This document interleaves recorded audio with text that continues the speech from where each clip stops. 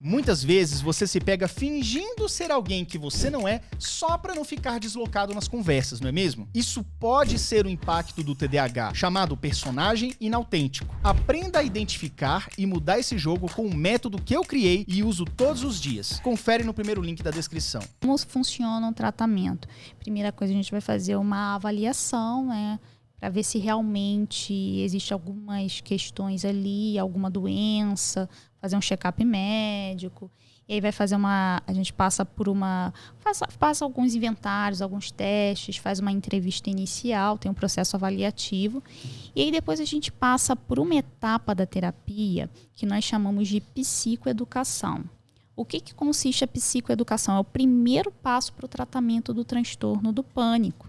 E aí que eu digo que a terapia cognitivo-comportamental é muito diferente das outras abordagens. Inclusive, ela tem protocolos testados e comprovados cientificamente para esse caso. Então, no primeiro caso, a gente recebe esse paciente e vai passar por um processo de psicoeducação.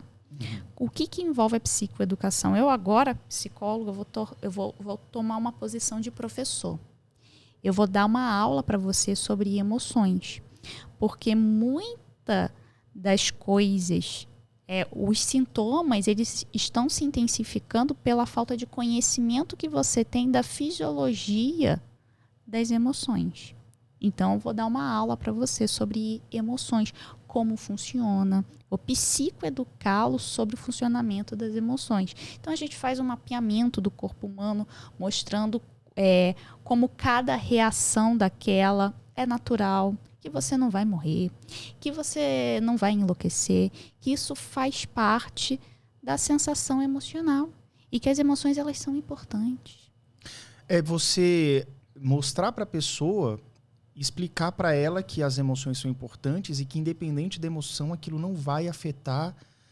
A pessoa teme, acho que um pouco pela vida, né?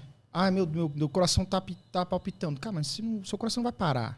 Não é como se você explicasse que medo, ansiedade, às vezes o coração palpitar, isso não significa o fim da vida, o fim da linha. É como se explicar isso, óbvio, para o paciente durante as sessões? Então, essa psicoeducação é justamente você desconstruir toda essa fantasia temida. Porque quando o paciente, qualquer paciente, chega no processo terapêutico, fala assim, Henriette, eu quero curar da minha ansiedade. Eu não quero mais sentir ansiedade. Aí eu falo assim, eu tenho uma péssima notícia para dar a você. Não existe cura para a ansiedade. Porque a ansiedade não é doença, porque a ansiedade é emoção. E para emoções não tem cura. As emoções elas são super importantes. É fazer as pazes com as suas emoções, né? Exatamente. Aí o processo de psicoeducação vem mostrar a importância das emoções. Porque se nós chegamos até aqui, é porque na história evolutiva as emoções fizeram com que nós chegássemos até aqui nessa civilização de hoje. Foi graças ao medo, graças à ansiedade. Nós vivíamos lá numa savana. Uhum. Morávamos em cavernas. Era um pouco difícil a nossa vida uns anos atrás, né? Exatamente. Então você imagina... Gente, a ansiedade ela é importantíssima. Será que... Eu fico imaginando assim, o homem da caverna que tinha que a preocupação dele não era ir para um shopping lotado, mas era não ser comido por um leão. Eu acho que ele não tinha esse negócio de síndrome do pânico, né?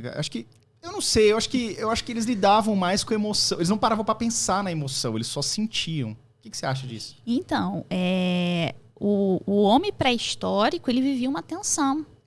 Que ele fazia parte da cadeia alimentar. Uhum. Ele era janta, ele era almoço de leões, de búfalos. Então, você imagina, a ansiedade muitas das vezes ajudou ele. Uhum. Olha só, parece que está vindo uma manada nos atacar. Vamos sair daqui, ó. O tempo está mudando. Vamos nos mudar. Vamos ir para uma outra região mais segura.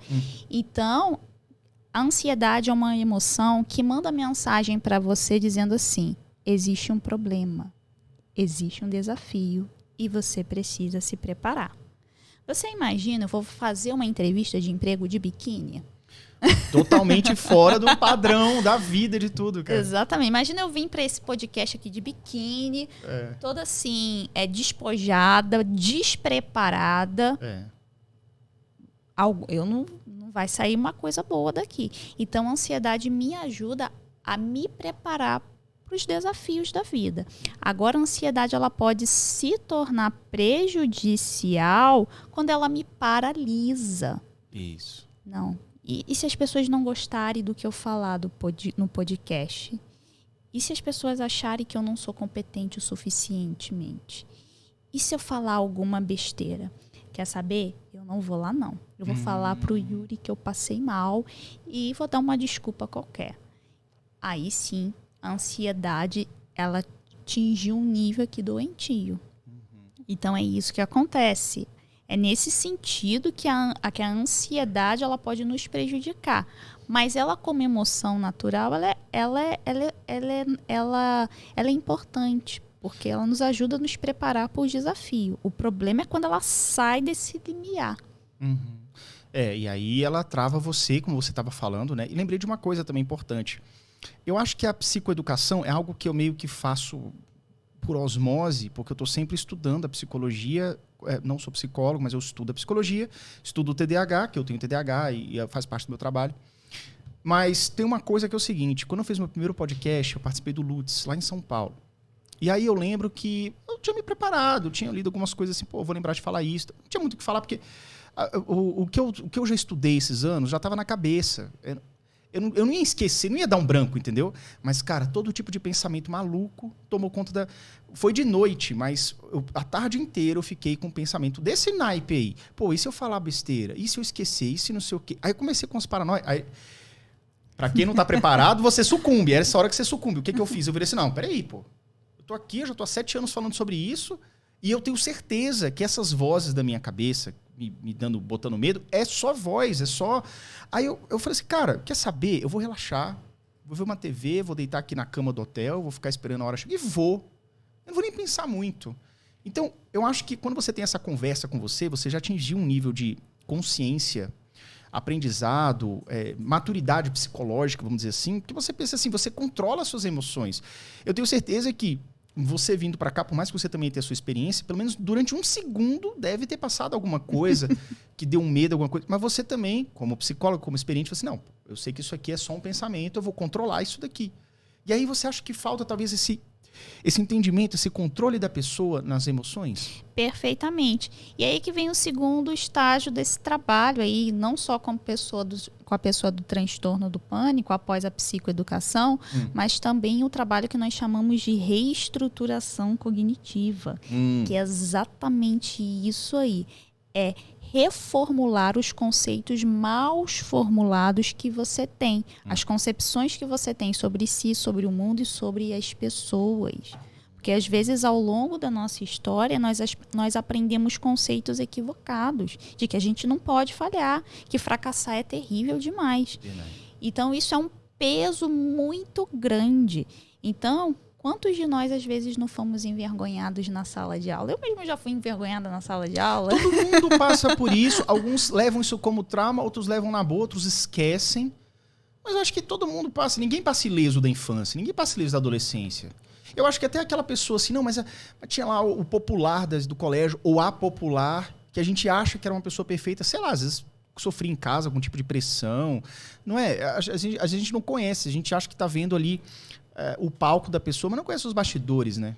Exatamente, exatamente. E aí o que acontece? Esses padrões cognitivos que são construídos lá na infância vão se perpetuando até hoje na nossa vida adulta. Então, às vezes, a gente começa a formar um conceito de que talvez a gente não é tão bom assim, que a gente é incompetente, que se a gente falhar, vai ser igual aquela professora lá do primário, que vinha com a régua e batia na sua mão. Batia na mão, coisa de 100 anos atrás. Coisa de 100 anos atrás. Mas é assim, eu não sou tão velha assim, mas também não sou eu não sou tão novinha. Mas eu cheguei a pegar um momento da educação em que Quando eu ia lá no quadro fazer a conta de subtração e eu errava, a professora falava assim, vai voltar para a primeira série. Nossa senhora. Exatamente. Dava um esculacho na hora, assim, né? Exatamente. Vai voltar para a primeira série, a ponto da turma ter que cantar orelhas de burro, cabeça de ET. Essa eu passei por essa também.